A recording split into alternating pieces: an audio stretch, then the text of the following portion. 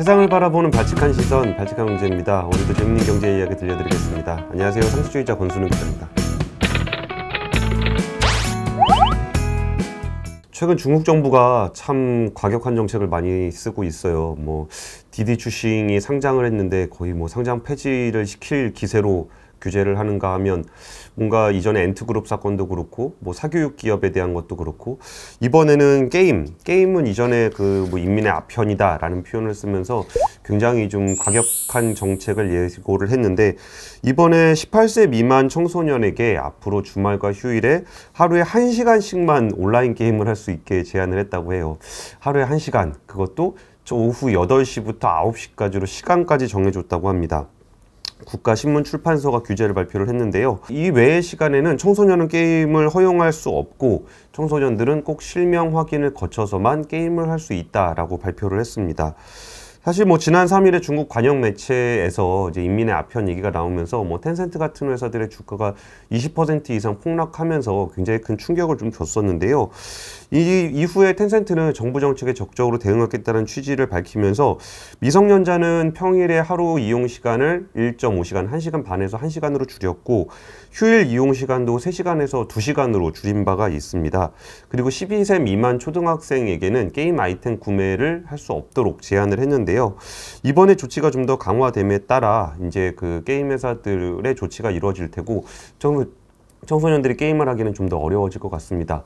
이 같은 중국 정부의 방침을 보면서 우리나라에서는 중국이 중국했다라는 식의 좀 이야기들이 좀 나오고 있어요. 공산국가 특유의 뭔가 정책적인 좀 과격함, 폭력적인 어떤 규제, 그리고 일방적인 규제라는 부분에 대해서 약간의 조금 비아냥 섞인 시선들도 나오고 있습니다. 중국이 청소년들의 온라인 게임에 대한 규제를 제한을 했던 거는 2019년이었어요. 이때 셧다운제가 있었는데 우리나라는 2011년도에 셧다운제가 도입이 됐고 중국 같은 경우는 2019년에 도입이 됐습니다.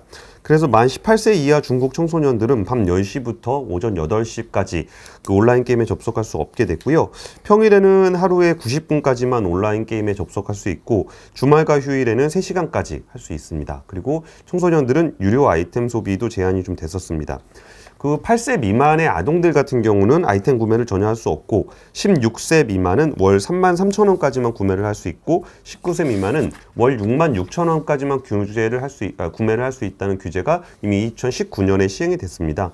또 실명 인증 제도가 도입이 됐는데 이걸 위해서 중국 정부에서 하고 있는 다양한 실명 인증 수단 중에 전 세계적으로 좀 나쁜 평가를 받고 있는 것 중에 하나가 얼굴 안면 인식 기능으로 인한 인증 방식이 있어요. 이래서 텐센트 같은 경우에 성인 인증을 할 때, 실명으로 인증을 할 때 밤늦게 게임을 한다. 그러면 이제 성인 인증을 해야 되는데 이때 다들 아시다시피 이제 성인의 신분증을 가지고 아니면 번호를 가지고 이제 다른 걸로 도용을 해서 인증을 할 수 있기 때문에 얼굴을 인식해서 신분 쪽에 나와 있는 인증과 나와 있는 얼굴과 실제 얼굴이 일치해야만 게임을 할 수 있게끔 그런 안면 인식을 좀 도입을 했습니다.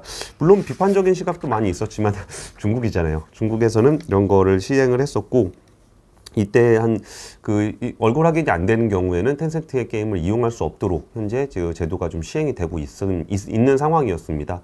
지금 나온 중국 정부의 제도가 아예 처음 나온 제도라기보다는 이전에 있던 제도를 좀 더 강화한 제도라고 보시면 될 것 같습니다. 중국 정부는 얼굴 인식 기능을 가지고 인증을 많이 하고 있어요. 이게 꼭 게임뿐만이 아니라 범죄자 추적에도 좀 이용을 하고 있고 신원 확인에도 이용을 하고 있고 좀 인권적인 문제가 있는 신장 위구르 쪽 사람들을 추적하는데도 이 방식을 사용하고 있습니다. 또 신호등 같은 경우에 이제 무단횡단을 하는 사람들의 얼굴을 이렇게 안면을 찍어서 뭔가 이렇게 전광판에다 보여준다거나 이런 식의 내용들이 인권 침해라는 비판을 받으면서도 사용이 되고 있는 국가가 바로 중국입니다.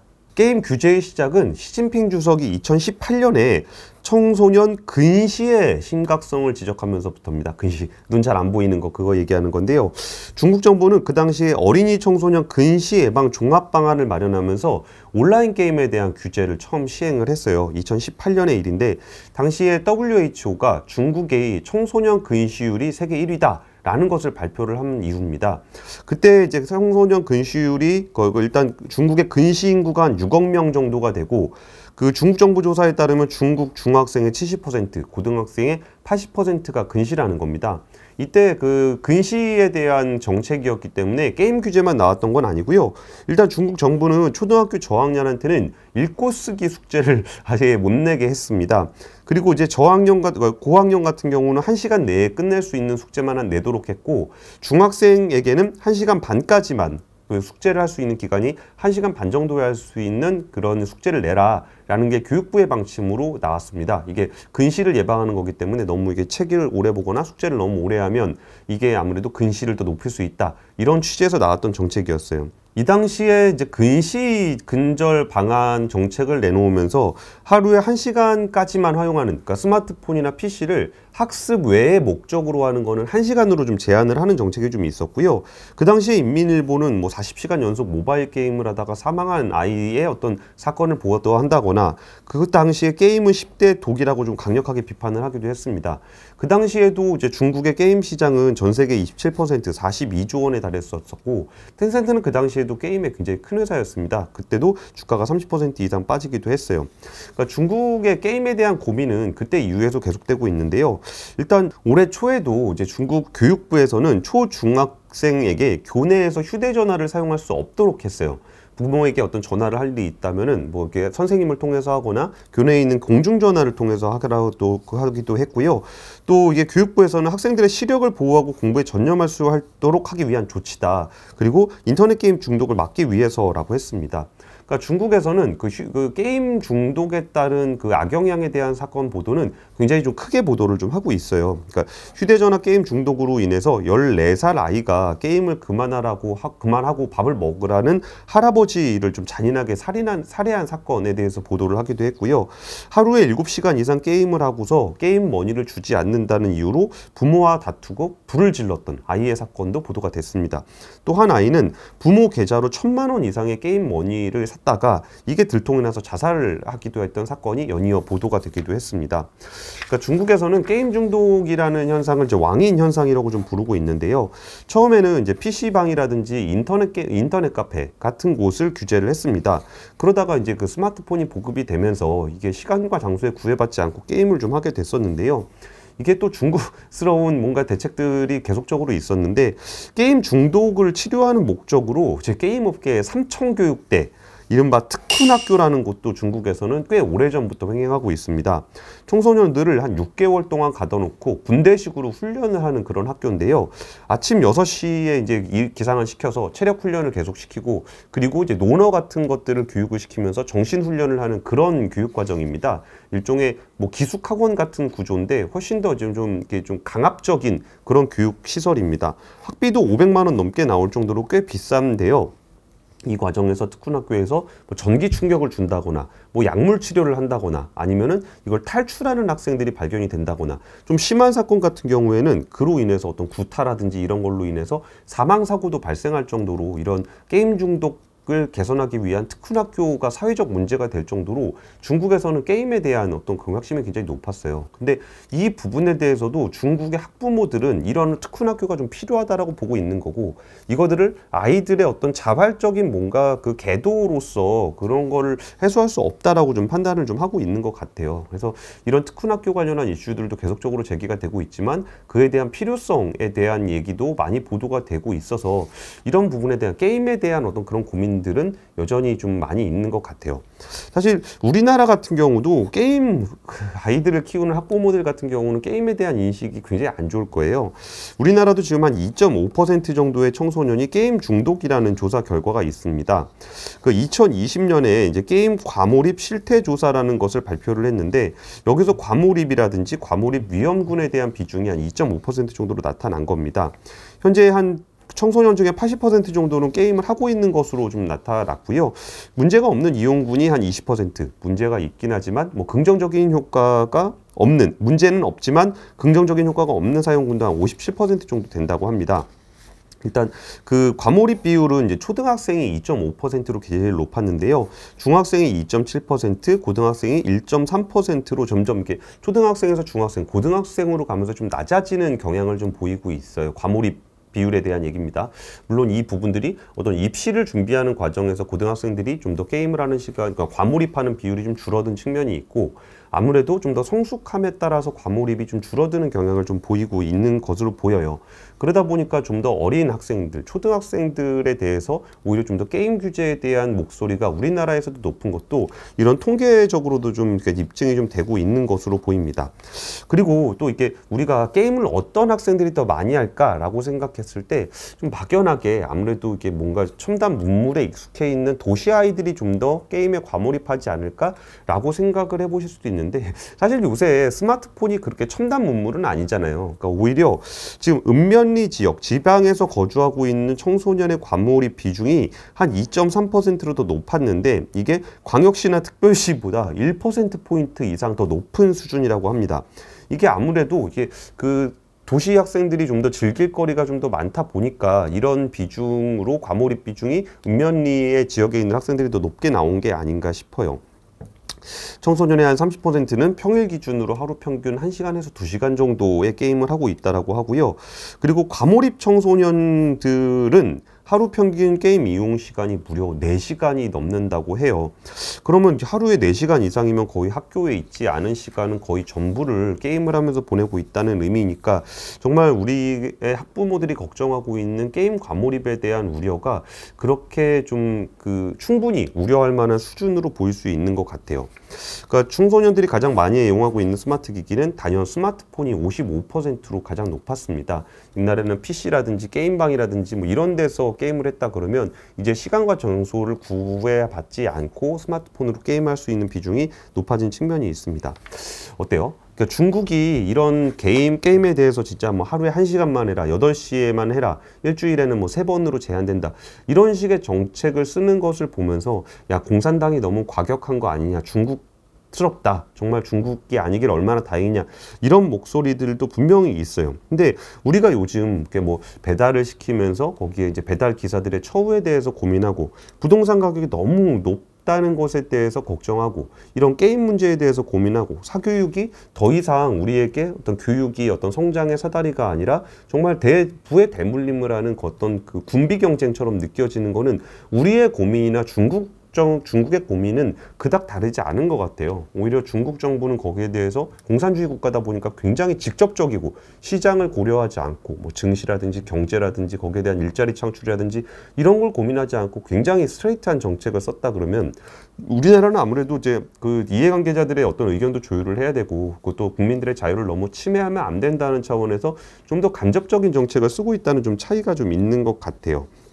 그리고 게임 같은 경우는 최근은 좀 더 이런 이슈들에 대한 고민이 학부모들 사이에서도 나오는 이유는, 코로나19 때문에 어디 뭐 외부에 활동을 하기도 되게 어렵고, 또 특히 학교를 좀 못 가고 온라인 수업을 할 때 아이들이 온라인 수업이 아직까지 그렇게 수준 높게 흡입력 있게 하지 못하다 보니까, 또 공부라는 게 게임보다 재밌을 수는 없잖아요. 이게 온라인 게임을 하면서 여기서 유튜브를 본다거나 게임을 한다거나 이런 모습들을 학부모들이 계속 보다 보니까 오히려 게임에 대한 어떤 걱정들을 더 많이 하시는 것 같아요. 또 이게 또 학부모가 아이들을 온라인 수업을 할 수 있도록 계속 케어를 해주고 있다면 그나마라도 괜찮는데, 뭐 맞벌이 부부라든지 아니면 저소득층 가구라든지 이런 데일수록 아이들에 대한 케어를 좀 더 못하게 되고, 아이들이 학교라도 가면은 선생님이라도 만나고 친구들이라도 만나고 할 텐데 정말 그냥 온라인 켜놓고 게임하는 모습들이 나타나면서, 이런 부분들이 우리는 과연 이런 게임에 대한 걱정이 중국과 다른가라는 고민들을 좀 해보게 됩니다. 우리나라 같은 경우는 이번에 우리나라에서 2011년에 도입했던 셧다운 제도를 사실상 폐지하는 방향으로 잡고 정책이 추진되고 있습니다. 셧다운제는 만 16세 미만 청소년이 밤 12시부터 다음날 오전 6시까지 온라인 게임에 접속할 수 없도록 하는 내용인데요. 이게 처음 시작된 건 2005년에 청소년보호법으로 시작을 했다가 2011년에 국회 통과와 함께 좀 시작이 됐습니다. 일단 과몰입 비율에 대해서는 2011년 6.5%에서 2020년 1.9%까지 감소를 했다고 해요. 물론 이 통계에 대해서 좀 신뢰를 어느 정도 해야 될지는 잘 모르겠습니다. 이게 어떤 지표를 가지고 있는지를 제가 로우 데이터까지 보진 못했는데, 오히려 스마트폰을 쓰다 보면은 이 몰입도가 더 높지 않을까, 더 오랜 시간을 게임하지 않을까 생각이 드는데, 일단 셧다운제가 폐지된 어떤 주요한 근거 중에 하나는, 이 셧다운제가 이제 PC 온라인 게임을 대상으로 하고 있기 때문에 지금 휴대전화를 이용한 게임이 훨씬 더 많이 성장을 해서 그 효과가 크지 않다라는 것이 근거로 제시가 됐습니다. 일단 2020년 대한민국 게임 백서를 보면은 청소년 이용 게임 분야의 90%가 모바일 게임이었다라는 분석이 있어요. 그래서 정부는 일단 셧다운제를 폐지하고 대신 게임 시간 선택제라는 걸 도입을 하기로 했는데요. 당장 새벽 시간에 청소년들의 게임이 허용되는 것은 아니고 일단 시간을 정하는 거예요. 게임마다 시간을 정해서 이용할 수 있도록 하겠다라는 겁니다. 그리고 일단 18세 미만 청소년들은 법정 대리인 요청하는 원하는 시간대로 이제 게임의 이용 시간을 설정을 하는 건데 일일이 게임마다 설정하는 것이 어렵기 때문에 뭐 일괄적으로 선택하는 방안도 좀 검토가 되고 있다라고 합니다. 물론 이제 셧다운제 폐지에 따른 그 부모들의 어떤 과몰입에 대한 우려는 여전할 것 같은데요. 사실 셧다운제가 있다고 해서 이런 과몰입 현상을 완벽하게 방어할 수 있다라는 건 아니기 때문에 게임에 대한 고민은 여전히 좀 많이 남은 것 같아요.